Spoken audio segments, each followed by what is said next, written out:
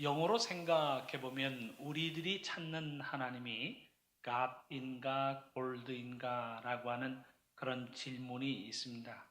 God이라고 하는 말과 Gold라고 하는 말 사이에는 L자 한자가 더 들어갔을 뿐인데 우리가 진정 하나님의 말씀을 찾고 그 말씀대로 살기를 원하는가, 아니면 하나님을 찾는다라고 하면서도 내 사심을 거기다 집어넣어서 하나님을 통하여 내가 부자가 되고 하나님을 통하여 내가 넉넉한 재물을 얻기를 원한다라고 하는 하나님이 아닌 골드를 찾고 있는 것은 아닌가라고 하는 질문입니다.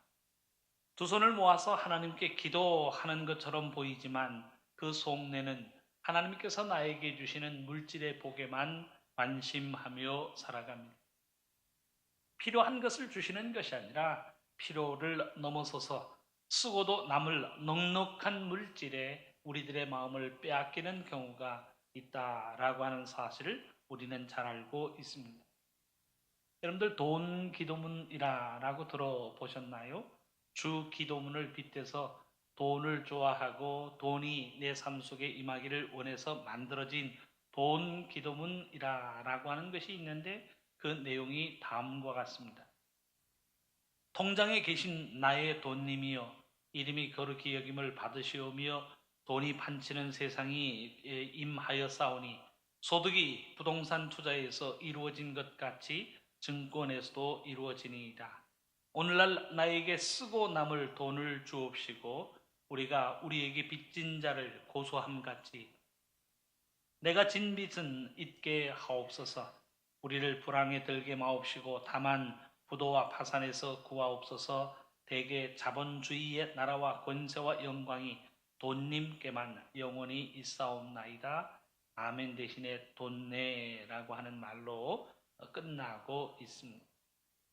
실로 현대 사회는 돈을 좋아하고 돈을 추구하는 세상으로 변하고 있다라고 하는 사실을 우리는 부인할 수 없습니다. 돈을 많이 가지고 사는 사람을 저 사람 참 잘 산다라고 이야기를 합니다. 돈 많이 버는 사람을 유능한 사람이라고 인정을 합니다. 심지어는 돈을 벌 수 있다면 수단과 방법을 가리지 않는 사회가 지금 우리들의 살아가고 있는 사회가 되었다라고 하는 사실.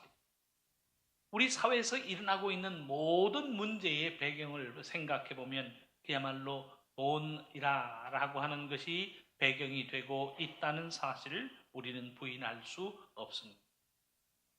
말 그대로 자본주의, 재산이 근본이 되고 물질이 중심이 되고 있는 사회, 이 세상을 우리는 살아가고 있습니다. 한 유명한 목사가 그런 이야기를 하였습니다. 자신은 돈을 사랑한다라고 하면서 만일 어떤 사람이 돈을 사랑하지 않는다라고 이야기한다면 그 사람은 거짓말을 하고 있는 것이다 라고 하는 이야기까지 설교를 통하여 이야기를 남겼습니다. 사랑하는 성도 여러분, 우리가 분명히 기억해야 할 것이 있습니다. 성경도 돈의 필요성을 인정하고 이야기합니다. 하지만 물질이 사랑의 대상이 아니라는 사실을 하나님의 말씀은 분명히 증거하고 있습니다. 물질이 막강한 힘을 가지고 있고 물질로 인하여 이 사회 구조가 유지되고 있는 것은 사실이지만 그 물질을 사랑한다라고 고백하는 순간 우리의 삶은 욕망과 욕심으로 지배당한다는 사실을 말씀은 경고하고 있습니다. 돈을 사랑함을 통하여 우리의 삶이 탐욕으로 향하여 나아갈 뿐이라는 사실을 하나님의 말씀은 경고하고 있습니다. 디모데전서 6장 10절의 말씀은 우리에게 이렇게 교훈합니다. 돈을 사랑함이 일만 악의 뿌리가 되나니 이것을 탐내는 자들은 미혹을 받아 믿음에서 떠나 많은 근심으로써 자기를 찔렀도다 라고 하는 말씀을 기록하고 있습니다. 그래서 하나님의 말씀은 물질에 우리의 마음을 빼앗기지 말 것을 우리에게 가르치고 있습니다.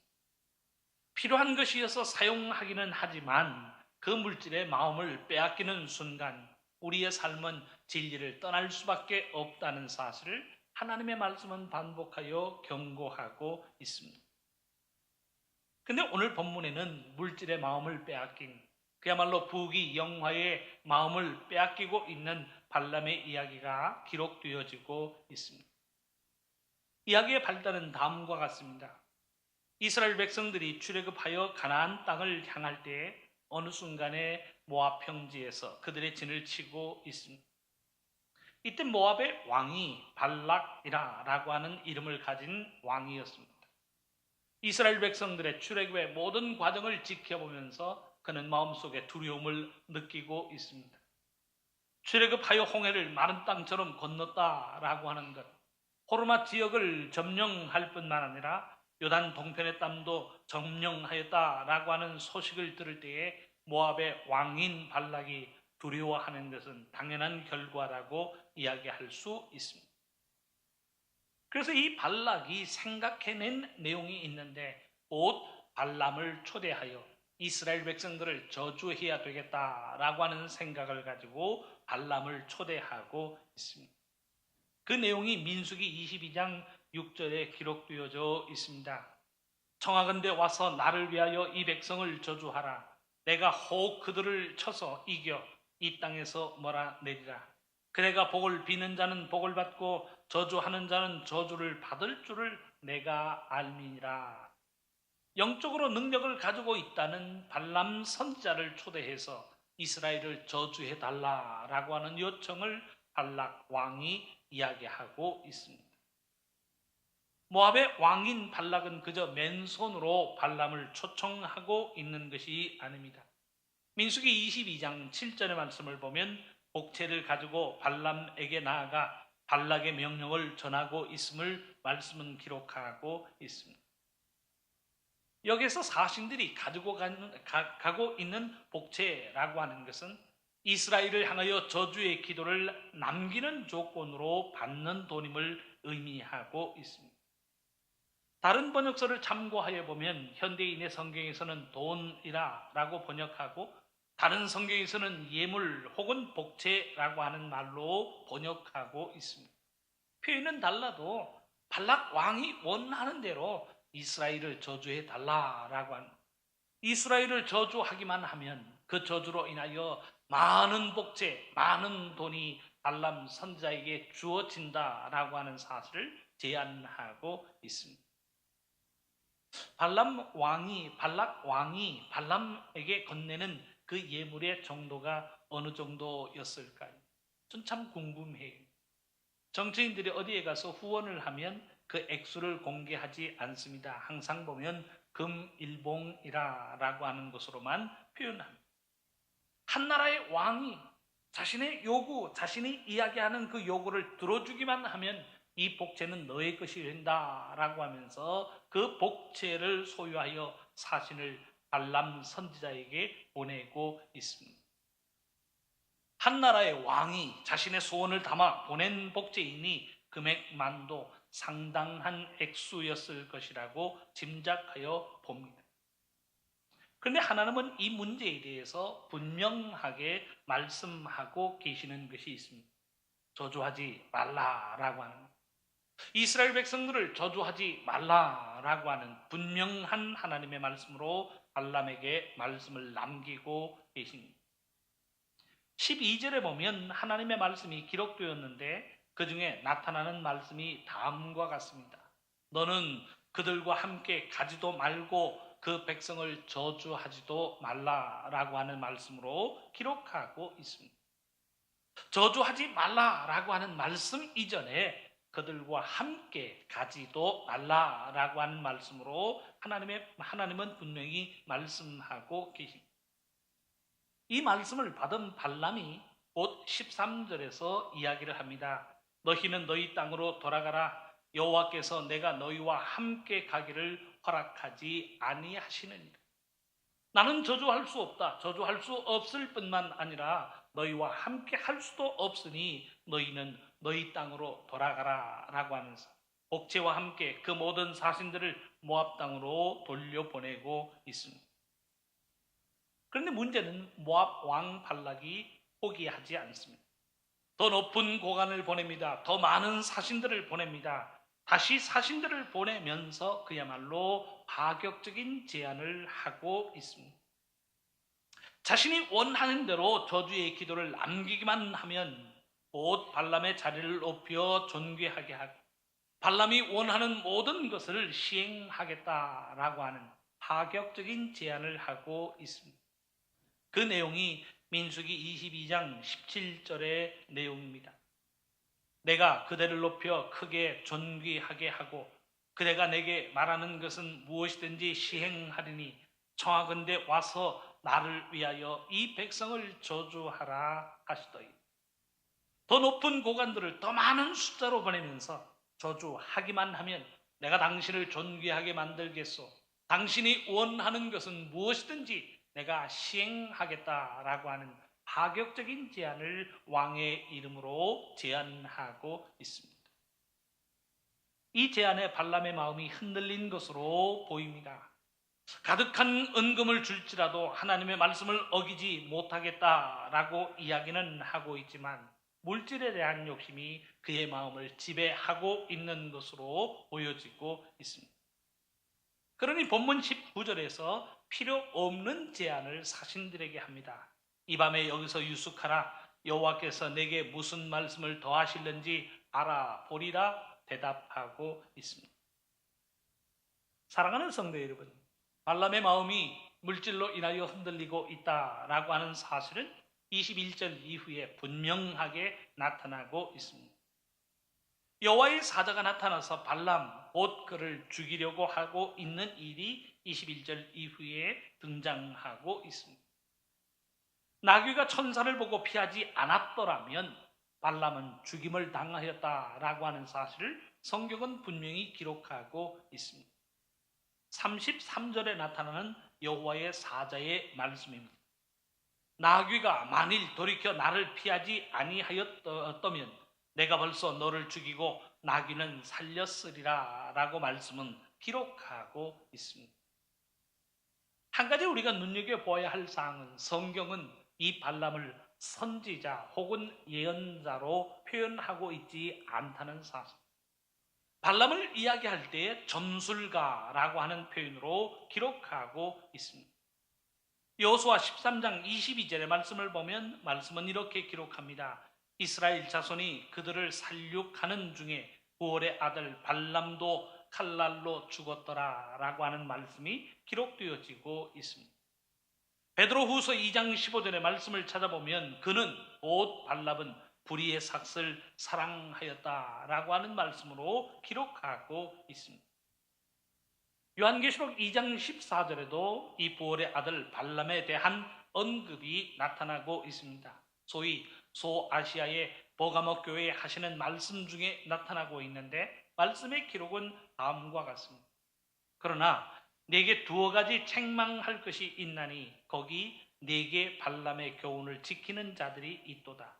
발람이 발락을 가르쳐 이스라엘 자손 앞에 걸림돌을 놓아 우상의 제물을 먹게 하였고 또 행음하게 하였느니라 말씀은 기록하고 있습니다.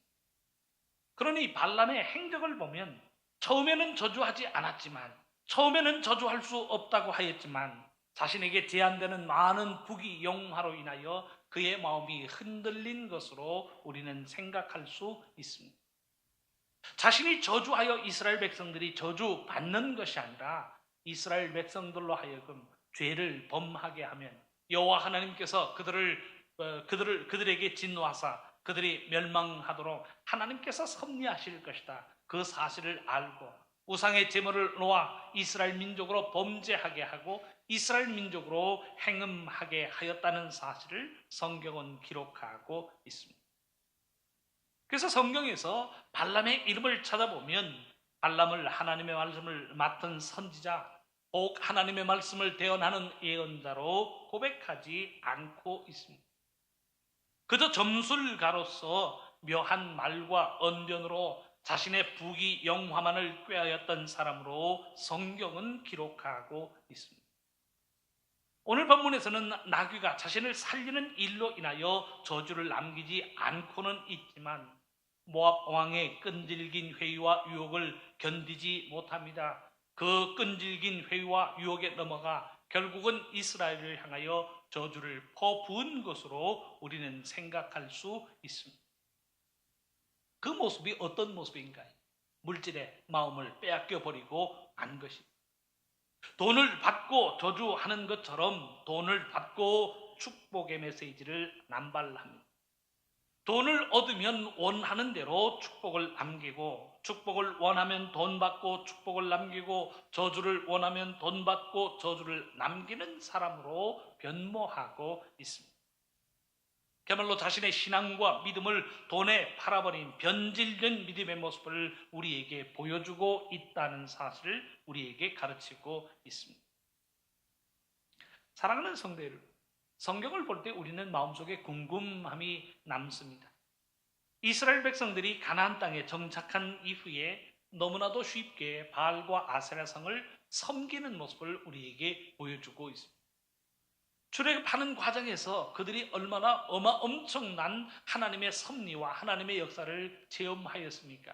그럼에도 불구하고 가나안 땅에 들어가 정착하면서 그들은 쉽게 바알과 아세라상을 섬기고 있습니다. 왜일까요?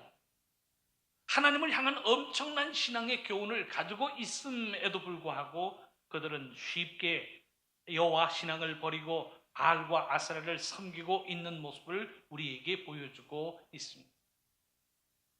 이 배경에는 끝없이 부유해지기를 원하는 물질에 대한 탐욕이 자리하고 있다는 사실을 우리에게 가르치고 있습니다. 바알신의 아버지는 엘이라라고 하는 이름을 가지고 있는 신이 이 엘신과 어머니 아세라 신 사이에서 태어난 아들 신이 바알로 알려지고 있습니다. 이 바알 신은 고대 가나안 사람들이 섬겼던 풍요와 다산의 신이 누구든지 바알을 섬기고 누구든지 아세라를 섬기면 물질의 풍요로움의 은혜를 입는다라고 하는 사실로 그들은 고백하였던 것이 누구든지 바알을 섬기면 재산이 풍족하여지고 소유가 많아진다라고 하는 가나안 신앙을 그대로 따르고 있습니다. 여호와의 신앙이 하나님의 말씀대로 삶으로 공의를 이루고 정의를 이루라라고 하는 것을 가르치고 있다면 바알과 아세라의 신앙은 부와 물질의 풍요로움을 가르치고 있는 것입니다.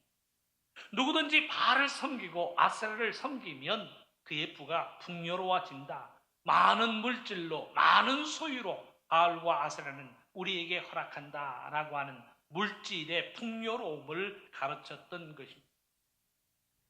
여기에 한 가지가 더 있습니다. 바알과 아세라를 향한 제사가 행하여지는 동안에는 무분별한 육체적 향락마저도 허락되어지고 있다는 사실이 고고학을 통하여 입증되어지고 있습니다. 사람들이 마다할 이유가 없는 거예요. 육체적인 쾌락도 추구할 수 있고 소유와 물질이 풍족하여집니다. 모든 것이 넉넉하여지고 풍요로워지니 그야말로 좋은 게 좋은 것, 모든 것이 좋은 것이 아니냐라고 하면서 바알과 아세라에게 마음을 빼앗기고 바알과 아세라를 향하여 제사하고 있다는 사실을 우리에게 보여주고 있습니다. 너무나도 쉽게 여호와의 신앙을 떠나고 바알과 아세라를 향하고 있는 그 마음에는 물질을 탐하는 탐욕이 자리하고 있다는 사실을 우리에게 일깨워주고 있습니다. 사랑하는 성도 여러분, 기독교의 신앙은 일부러 가난을 지향하는 종교는 아닙니다. 요한 3서 2절의 고백처럼 범사가 잘 되기를 원합니다. 이는 사업의 번창함을 이야기하고 있습니다. 강건하기를 간구한다. 여기에서 이야기하는 강건이라고 하는 것은 병이 없는 건강한 상태를 이야기하고 있습니다.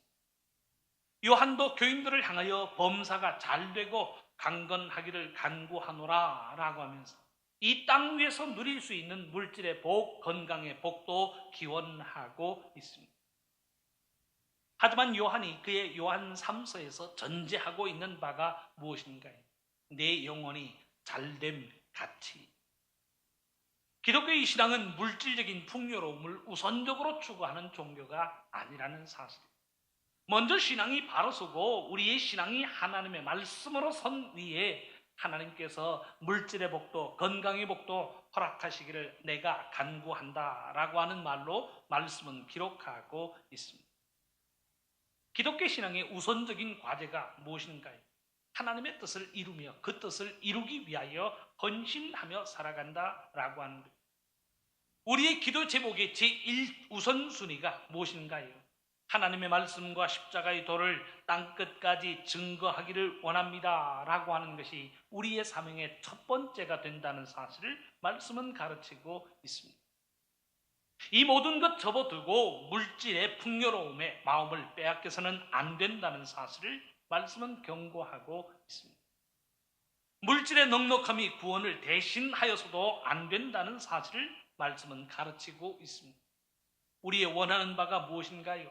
오직 예수 그리스도를 통한 구원, 그 구원을 통하여 우리의 모든 죄가 대속되어지고 우리의 신분이 하나님의 자녀로 살아가는 것, 그것이 우리가 믿음 안에서 바라보는 바의 첫 번째 내용이 된다는 사실을 말씀은 가르치고 있습니다.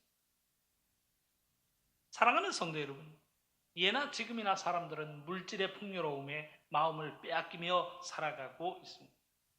넉넉하기를 바라고 풍요롭기만을 바라는 마음은 풍요의 신 바알, 다산의 신 아세라를 섬기고 있는 것이라고 이야기할 수 있습니다. 그저 하나님을 믿으면서 물질의 풍요로움만을 생각한다면 우리의 마음은 물질에 빼앗긴 것이요, 우리의 신앙은 타락되고 변질되어지고 있는 중이라는 사실을 말씀은 우리에게 경고하고 있습니다. 사랑하는 성도 여러분, 우리 예수님은 그야말로 청빈한 삶을 사셨습니다. 인자는 머리 둘 것도 없다라고 하시면서 가진 모든 것을 사람들과 함께 나누고 가진 모든 것을 가난한 사람들에게 나누어 주시는 청빈한 삶을 사셨습니다. 심지어 예수 그리스도의 생명조차도 우리의 죄를 대속하기 위한 대속의 제물로 남기고 계십니다. 예수님의 삶은 있는 것을 족한 줄로 아시고 먹고 입고 마시는 것은 하나님이 책임져 주신다는 생각에 일용할 양식만을 구하는 삶을 사신 분이 우리의 예수님이십니다. 하나님의 약속이 무엇인가요? 하나님이 함께 하시면서 우리의 삶을 인도하여 주신다라고 하는 사실을 하나님의 말씀은 기록하고 있습니다. 히브리서 13장 5절의 말씀은 이렇게 기록합니다. 돈을 사랑하지 말고 있는 바를 족한 줄로 알라. 그가 친히 말씀하시기를 내가 결코 너희를 버리지 아니하고 너희를 떠나지 아니하리라 하셨느니. 돈을 사랑하지 말라라고 하는 말씀과 함께 내가 너희와 함께 있어 너희를 떠나지 아니하리라 라고 하는 말씀으로 우리에게 약속하고 계십니다. 성경을 보다 보면 안타까운 장면이 나타나고 있습니다. 그 중에 하나가 사사기 17장에 나오는 에브라임 산지의 미가라고 하는 사람의 가정에서 일어나고 있는 일입니다. 미가가 어머니의 도움으로 신상을 부어 만듭니다. 신상을 부어 만드는 것은 신상을 잘 섬겨서 신상으로 인하여 내가 복을 누리기를 원한다라고 하는 마음이 있었기 때문입니다. 거기서 이야기하는 미가가 생각하는 복이다라고 하는 것은 우리의 가족들 건강하게, 우리의 가족들 물질의 넉넉함으로 어려움 당하지 않고 사고 당하지 않고 살아가기를 원한다라고 하는 그런 기복주의적 신앙을 이야기하고 있습니다. 그는 그 복을 누리기 위하여 신당도 세웁니다. 에봇과 드라빔을 세웁니다. 그리고는 자신의 아들 중에서 한 아들을 세워서 제사장으로 삼고 있습니다. 그러다가 누구를 만나냐면 한 레위인을 만나고 있습니다. 구약 전승에 의해서 레위인들이 제사장이 되어야 하고 레위인을 통하여 제사를 행해야 한다라고 하는 가르침이 있었기 때문에 이 미가는 기쁨을 가지고 이 레위인을 개인 제사장으로 삼고 있습니다. 이 미가의 집에 베냐민 지파 사람들이 들이닥칩니다. 미가의 집에서 드라빔을 훔쳐가는 것을 제사장인 이 레위 사람이 보게 됩니다. 당연히 레위 사람이요 드라빔을 훔쳐가는 베냐민 지파 사람들을 향하여 무엇을 하느냐라고 하면서 다그쳐 묻습니다. 그때 베냐민 사람들 곧 미가의 집에서 신상과 드라빔과 에봇을 훔쳐가던 사람들이 그 제사장 레위 사람에게 이런 이야기를 합니다. 사사기 18장 19절 하반절의 말씀입니다. 잠잠하라, 내 손에 입을 대라. 우리와 함께 가서 우리의 아버지와 우리의 제사장이 되라. 내가 한 사람의 집의 제사장이 되는 것과 이스라엘의 한 지파 한 족속의 제사장이 되는 것 중에서 어느 것이 낫겠느냐 하는 점. 더 안타까운 것은 이 제안을 들은 제사장의 반응입니다.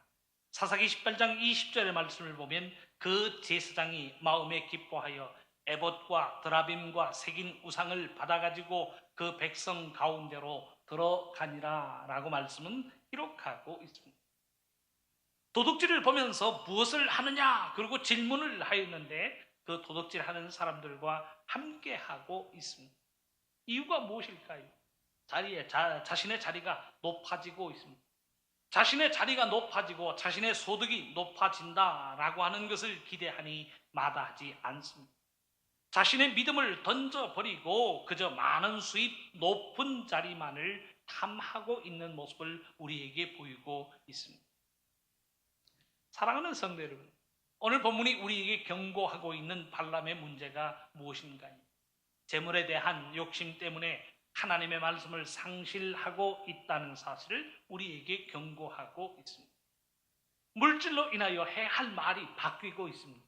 물질로 인하여 축복이 저주로 바뀌고 저주가 축복으로 바뀌는 그런 이기적인 모습을 보이고 있습니다.